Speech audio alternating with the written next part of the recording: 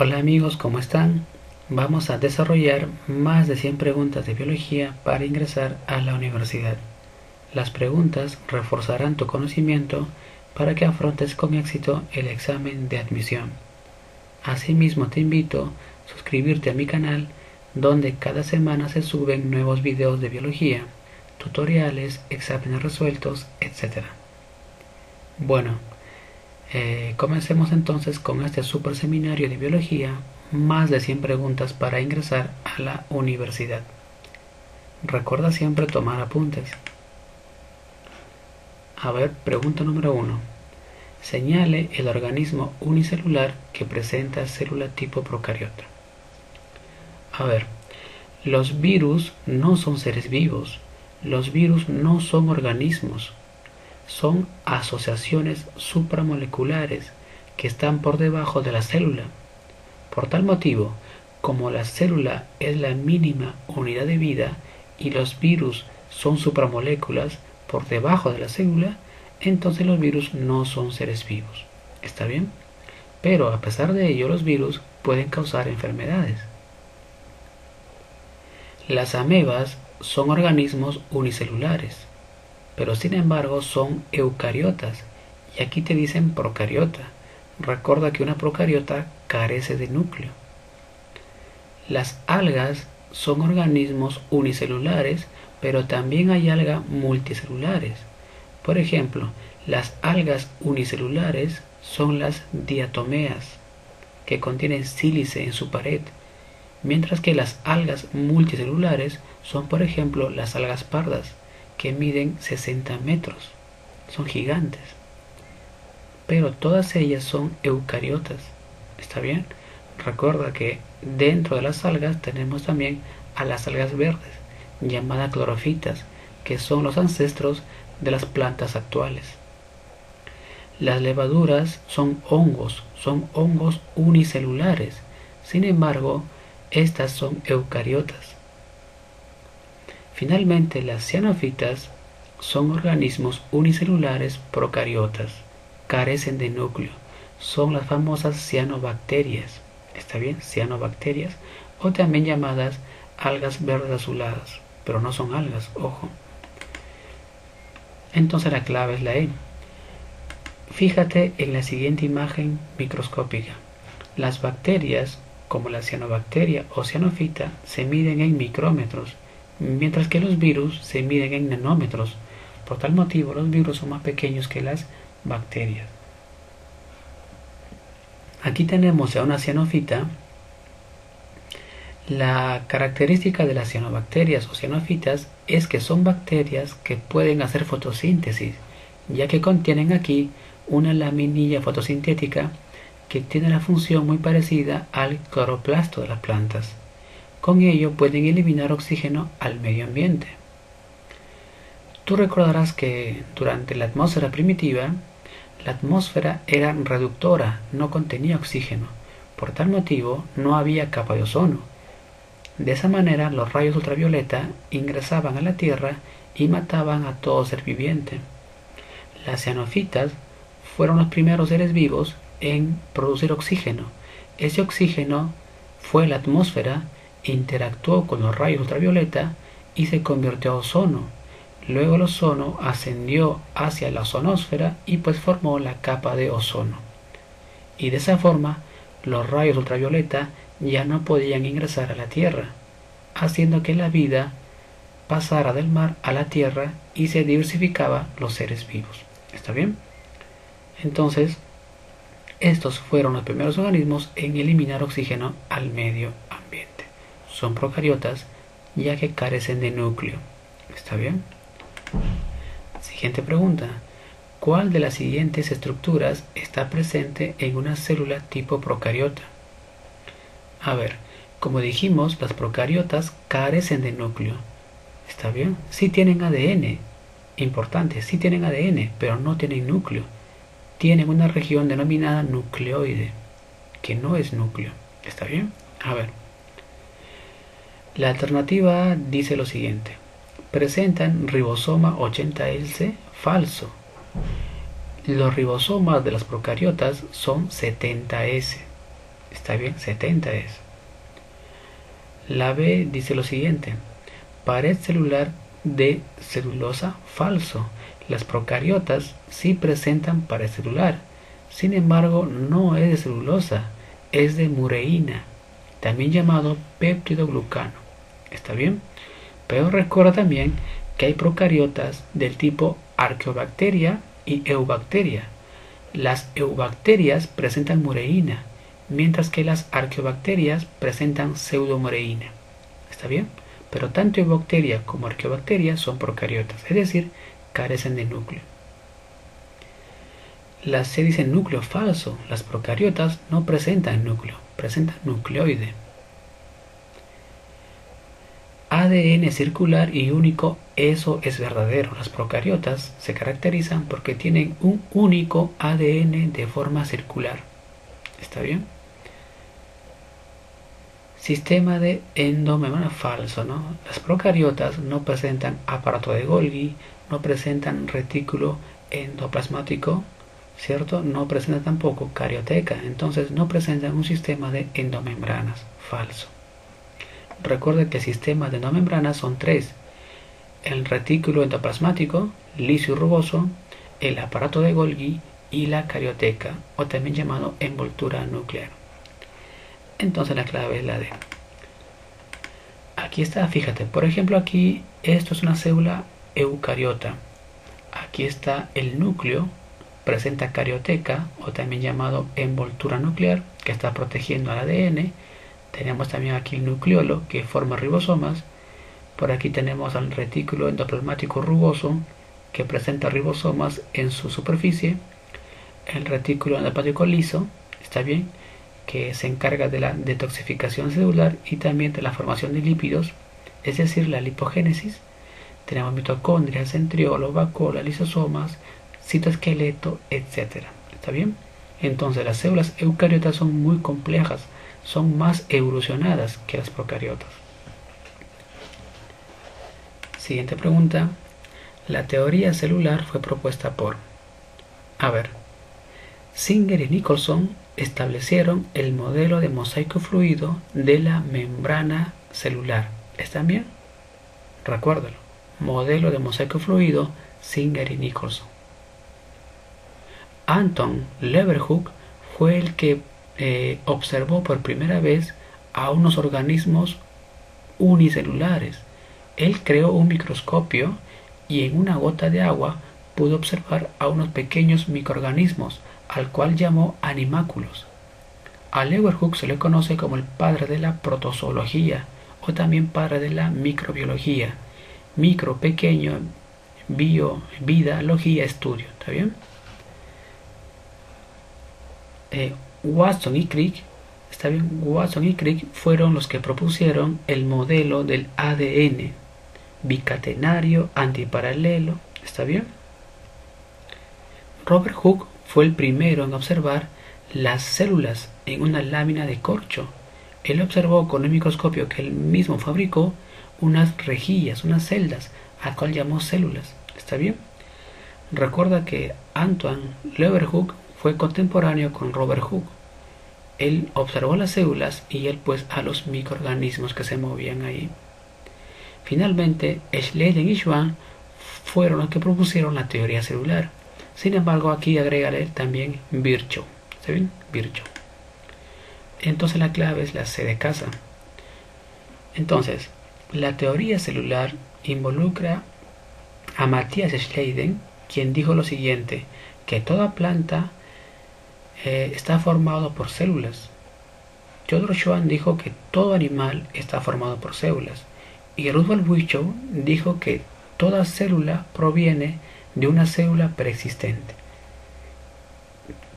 Con todo ello se armó la teoría celular, que dice lo siguiente a grandes rasgos, ¿no?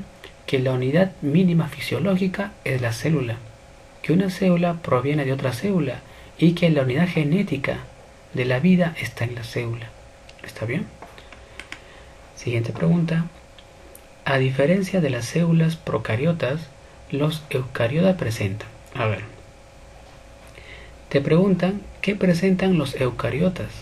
¿Está bien? a diferencia de las procariotas. A ver, los eucariotas presentan ribosoma 70S falso, es 80S. ¿Está bien? El 70S es para los procariotas. Las eucariotas tienen 80S. Recuerda que S significa unidades de sedimentación.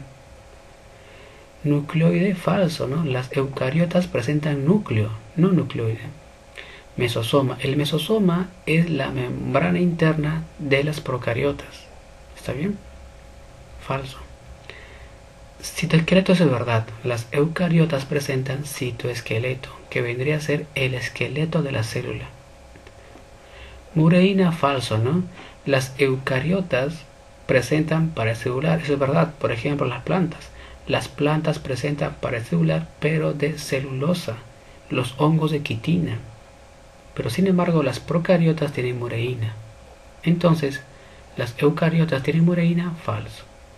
Entonces me quedo con la clave de citoesqueleto, ya que las eucariotas presentan citoesqueleto, mientras que las procariotas no presentan citoesqueleto. Como te comenté, el citoesqueleto es el esqueleto de la célula. Así como nosotros tenemos un esqueleto que está sosteniendo nuestro pulmón, nuestro hígado, nuestro riñón, ¿está bien? Igual también aquí el esqueleto de la célula está sosteniendo a la mitocondria, a la vacuola, al Golgi, al núcleo, para que no se caigan, ¿está bien? Para que le dé la forma ahí, suspendidos. Aquí está, miren. Siguiente pregunta. La pared celular secundaria de las células vegetales está compuesta principalmente por, como ya te había comentado, las células vegetales son células eucariotas, ya que contienen núcleo. Sin embargo, la diferencia entre una célula vegetal y un animal es que la vegetal presenta pared celular.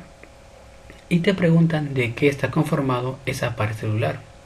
A ver, la clave A dice péptidoglucano. Eso es falso, porque este compuesto está en las bacterias, ¿cierto? Te había comentado ya. Otro nombre de esto es la mureína. Está presente en bacterias, pero a ti te preguntan en una célula vegetal. Quitina está presente en hongos, no en plantas. El almidón, si bien es cierto, está presente en plantas, pero no es parte de la pared, sino es reserva de alimento. Por ejemplo, una planta de papa. Lignina es una estructura de soporte, por ejemplo, en las plantas leñosas como un árbol. ¿Está bien? Entonces, la celulosa es el principal componente de la pared celular vegetal. Fíjate, aquí tenemos una célula vegetal y por aquí otra célula vegetal. Se extrae una porción de esta, aquí está, mira. Esta porción que está uniendo a ambas células es esta de negro y se llama laminilla media, o también llamado lámina media compleja, y está formado por pectato de calcio o también por pectina. Luego de ello tenemos a la pared primaria, que es un poco delgada, fíjate aquí.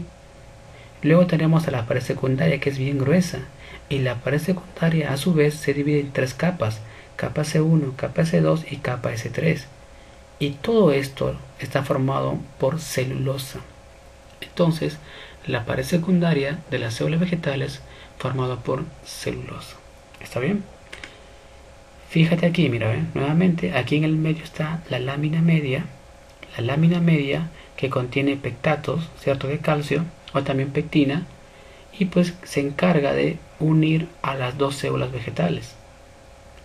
Luego tenemos la pared primaria, que es delgadita, que tiene celulosa, hemicelulosa, y luego a la pared secundaria, que tiene tres capas: capa C1, capa C2 y capa C3, y pues está formado todo por celulosa. Siguiente pregunta. La membrana celular está formado químicamente por... A ver, la pregunta es ahora respecto a la membrana celular. Recuerda que la membrana fue establecido por Singer y Nicholson, ¿cierto? El modelo de mosaico fluido.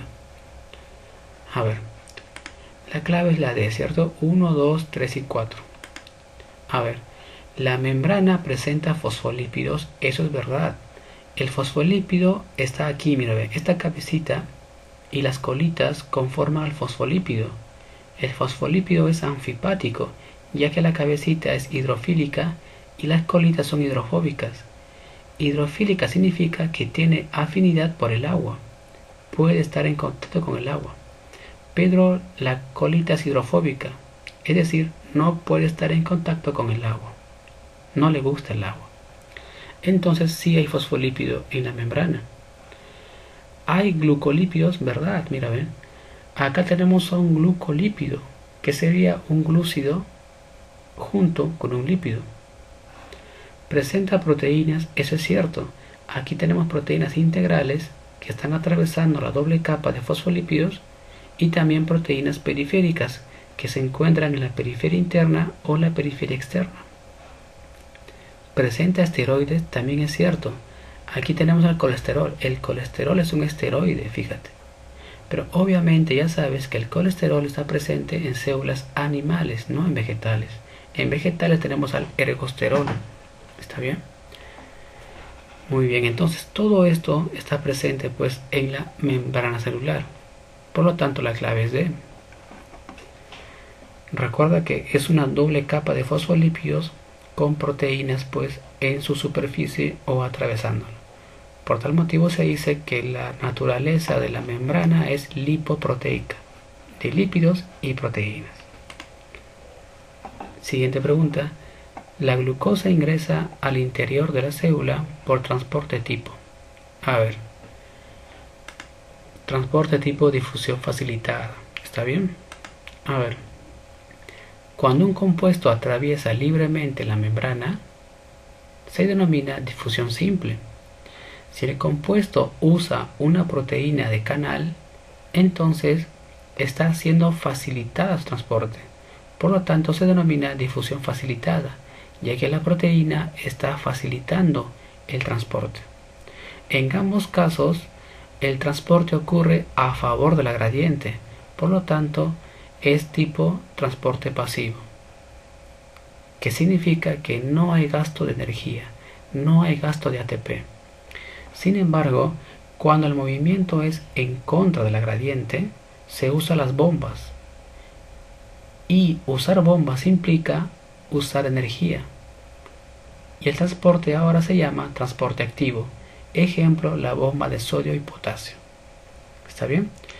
Pero lo principal es que para que sea pasivo, el transporte debe ir a favor de la gradiente y para que sea activo, en contra de la gradiente.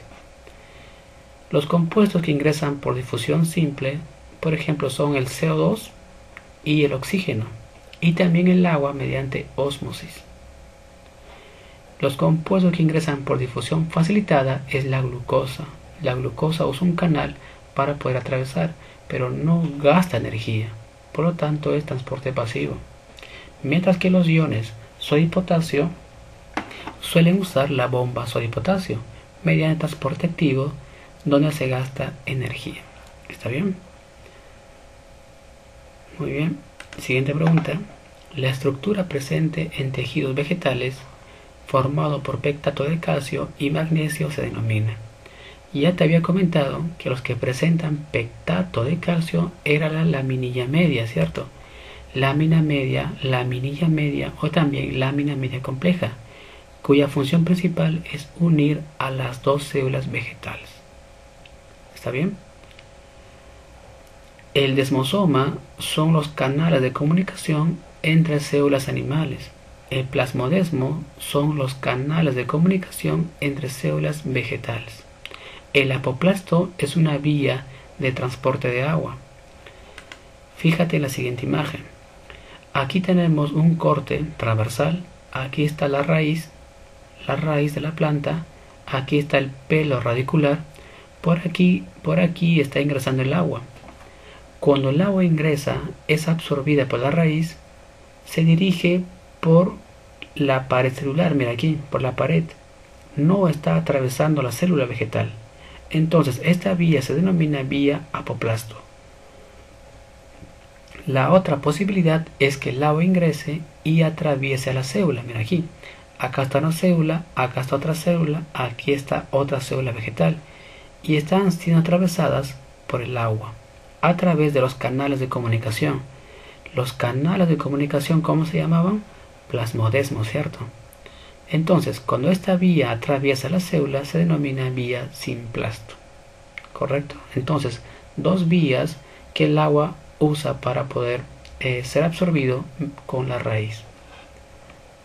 Obviamente ya sabes que luego el agua se dirige a donde? Al xilema, ¿no? Al xilema, formando la savia bruta. Siguiente pregunta. La estructura que permite la comunicación entre células vegetales se denomina. Ya te había comentado eso, ¿no? El plasmodesmo, ¿cierto? El plasmodesmo era la estructura que comunicaba a ambas células vegetales. Aquí está, mira, plasmodesmos o plasmodesmas. Son canales de comunicación. Por aquí pues se da la vía simplasto, ¿no? El agua se transporta. Obviamente por aquí también se mueve, ¿no? El famoso evento llamado ciclosis. La ciclosis, pues el movimiento del citoplasma se da en células vegetales. Y para eso pues también se usa el plasmodesmo, canales de comunicación. A veces el plasmodesmo suele taparse. Se tapa cuando la lignina se impregna acá. Cuando la lignina se impregna acá, se tapa el canal y la célula se queda sin oxígeno y muere. Cuando la célula muere se lignifica, ¿no? Y eso es muy característico en las plantas, en los árboles, en su leño. ¿Está bien? Bueno, ya vimos ya lignina, hablamos un poco. Siguiente pregunta. El modelo de mosaico fluido fue propuesto en el año de 1972. A ver, modelo de mosaico fluido. A ver, Watson y Crick establecieron ¿qué cosa? El modelo del ADN, ¿cierto? Bicatenario, antiparalelo, sentido 5335, ¿cierto? Schleiden y Schwann, la teoría celular, ¿cierto? Pero junto con ¿quién? Con Virchow. Robert Hooke fue el primero en observar las células en una lámina de corcho, al cual llamamos el Díaz, ¿cierto?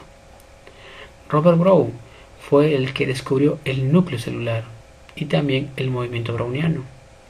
Entonces, obviamente, Singer y Nicholson fueron los que establecieron el modelo de mosaico fluido de la membrana celular.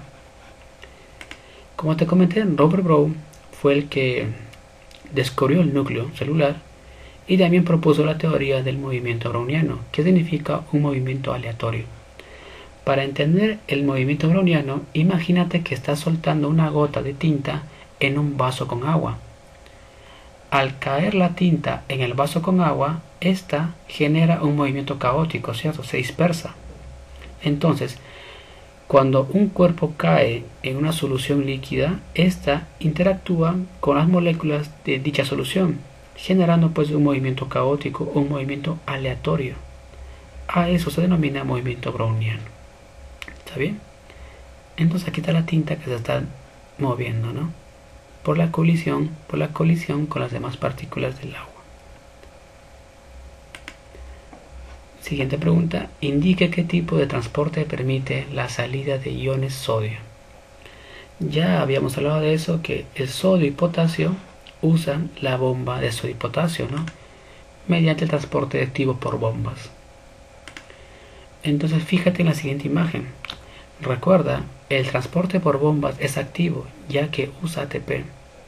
Quiero que te fijes ahora que por cada 3 sodios que salen, ingresan 2 potasios. Mira aquí, ven. Energía, salen aquí 3 sodios, ingresan 2 potasios. Nuevamente, energía usada, salen 3 sodios, ingresan 3 potasios. Entonces, transporte activo porque usa energía. Ahora te pregunto, ¿por qué salen 3 sodios y solamente ingresan 2 potasios? La respuesta es, salen 3 sodios para mantener el equilibrio celular, ya que si aquí adentro hay más potasios, entonces el agua ingresará. Y debido a que la célula animal no presenta pared celular, entonces se puede hinchar hasta reventar, generando lisis. Por ese motivo tiene que salir más sodios e ingresar pocos potasios. Fíjate aquí, cuando la proteína de transporte ingresa un compuesto, se llama uniporte. Cuando ingresa dos compuestos diferentes se llama simporte. Cuando la proteína de transporte ingresa un compuesto y saca un compuesto se denomina antiporte. Por lo tanto te pregunto, esta bomba de sodio y potasio, ¿qué tipo de proteína transportadora es? Antiporte. ¿Está bien? Antiporte. Finalmente te comento, la razón por la cual también salen los sodios es porque el sodio, por definición, es el principal catión extracelular. Y el potasio entra porque es el principal catión intracelular. Está dentro de la célula. Siguiente, durante la secreción celular se utiliza ATP. Por lo tanto, es un tipo de transporte. A ver, yo te comenté que siempre que se utilice ATP, el transporte es tipo activo, ¿cierto? Ejemplo, bomba de sodio y potasio. ¿Está bien? Entonces, el transporte es transporte activo o también transporte pasivo. El transporte pasivo se caracteriza porque no usa ATP, no usa energía. Y el activo sí usa ATP, sí usa energía. Para diferenciar pasivo y activo, simplemente te concentras en la gradiente. Será transporte pasivo cuando el movimiento es a favor de la gradiente, de mayor concentración a menor concentración, de mayor concentración a menor concentración. Mientras que el transporte activo es en contra de la gradiente, de menor concentración a mayor concentración. Fíjate aquí que solamente aquí hay 2 cuadraditos y aquí hay 5 cuadrados, entonces va en contra de la gradiente. Y al ir en contra siempre se gasta energía. Recuerda que el transporte pasivo se divide en difusión simple, por ejemplo CO2, oxígeno y agua, y difusión facilitada, usando una proteína de canal, por ejemplo glucosa. Endocitosis es cuando un compuesto ingresa a la célula apoderándose de una porción de membrana. Vamos a verlo más adelante. Los fosfolípidos de la membrana se caracterizan por ser... A ver, ¿los fosfolípidos qué eran? Los fosfolípidos eran anfipáticos, ¿cierto? Anfipáticos. ¿Por qué? Porque tenían una cabecita hidrofílica que le gusta el agua. La razón por la cual la cabecita es hidrofílica es que el fósforo que está presente ahí presenta carga, y esa carga hace que el agua se apegue a ella. También recuerda que la cabecita contiene glicerol y fosfato, ¿cierto? Las colitas son hidrofóbicas y se llaman ácidos grasos. Si la colita está recta, este ácido graso presenta solamente enlaces simples. Por tal motivo se llama ácido graso saturado. Si la colita se dobla, significa que presenta doble enlace y se llama ácido graso insaturado. Este fosfolípido entonces se ubica aquí en las membranas celulares, ¿cierto? Y pues como tiene una cabecita hidrofílica y colita hidrofóbica, se dice que es anfipático. Anfótero significa que tiene carácter ácido y carácter básico, como los aminoácidos. ¿Está bien? Perfecto. Siguiente pregunta. Al examinar en el microscopio se observa células cuyo material genético no está limitado por una endomembrana. De lo anterior podemos concluir que estas células presenten... A ver. Te dicen que se está observando en el microscopio células cuyo ADN, ¿cierto? Cuyo ADN o material genético no está protegido, no está cubierto por membrana. Entonces el ADN se encuentra descubierto. Entonces, los únicos seres vivos que presentan ADN descubierto sin protección son las procariotas, son las bacterias. ¿Está bien? Porque tanto animales, vegetales, protistas y hongos son eucariotas y su ADN está protegido, está cubierto por una carioteca. Entonces las bacterias pues tienen su ADN descubierto, no limitado. Aquí está, mira, una bacteria, aquí está su ADN circular, pero este ADN no está siendo protegido, no está siendo cubierto. ¿Está bien? Entonces, pues, a esta región se le llama nucleoide, pero no es un núcleo. Ahora, yo te había comentado ya que la membrana interna de la bacteria, perdón, ¿cómo se llamaba? Mesosoma. Aquí está, ¿ven? En el mesosoma, que es la membrana interna de la bacteria, se da pues la respiración celular. ¿Por qué? Porque tú sabes que las bacterias no tienen mitocondria, pues al no tener mitocondria, el papel de la mitocondria lo realiza ahora el mesosoma. ¿Está bien? La pared ya sabes que está compuesto por mureína. El ribosoma es de tipo 70S. Tienen flagelos, pero no todos. ¿Ah? Hay bacterias que son bacterias átricas, que no tienen flagelo. Por ejemplo, aquí esta bacteria es monótrica, significa que un solo flagelo. Hay otras que son bacterias pilítricas, tienen muchos flagelos. La cápsula es una estructura que está presente solo en algunas bacterias, no en todas. Muy bien. Algo que te quiero comentar antes de que se me pase lo siguiente, a ver. Este ADN, ¿cierto? No tiene carioteca, ¿cierto? Y a la vez este ADN no tiene incrustado aquí histonas. Como este ADN no presenta histonas, que son proteínas, se dice que el ADN de las bacterias es ADN desnudo. ¿Está bien? ADN desnudo. Siguiente pregunta.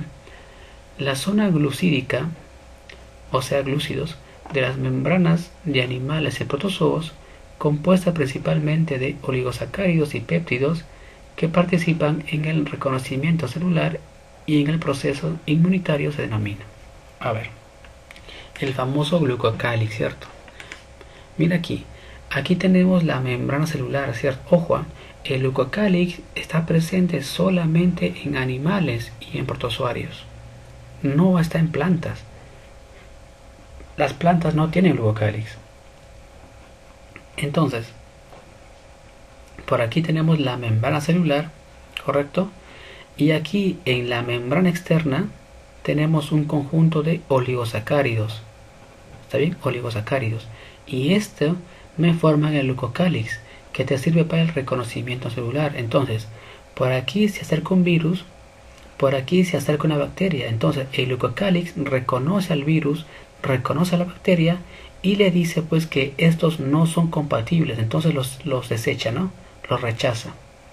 Entonces llama al monocito y pues comienza el ataque, ¿no?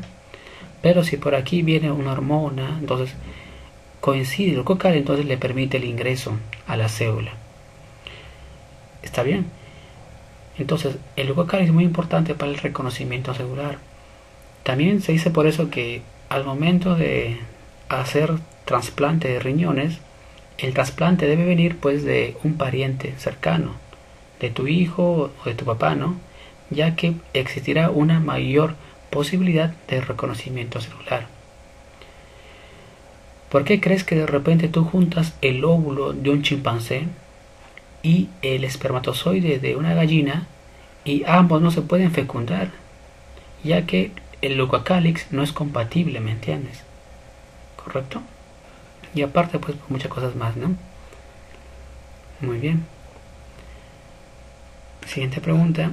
Los poros hidrofílicos o los poros hidrófilos presentes en la membrana celular están formados por, a ver, aquí tenemos a la membrana celular, ¿cierto? Una doble capa y pues tiene poros. Estos poros, que son canales, están formados por proteínas integrales que atraviesan la doble capa, ¿no? Totales, ¿correcto? Los oligosacáridos están presentes afuera, ya no forman los poros. Los esteroides como los colesteroles están ubicados aquí, no forman los poros. Las proteínas periféricas están solamente en un lado de la periferia, mientras que las proteínas integrales están atravesando la doble capa y pueden formar los poros de la membrana celular. Aquí está, mira, el glucocálix, ¿cierto? Formado de oligosacáridos para el reconocimiento celular. Siguiente pregunta.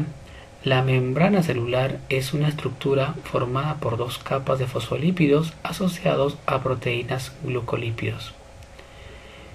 Cuando los fosfolípidos pasan de una capa a otra, este movimiento se denomina. A ver, aquí tenemos la doble capa de fosfolípidos, ¿cierto?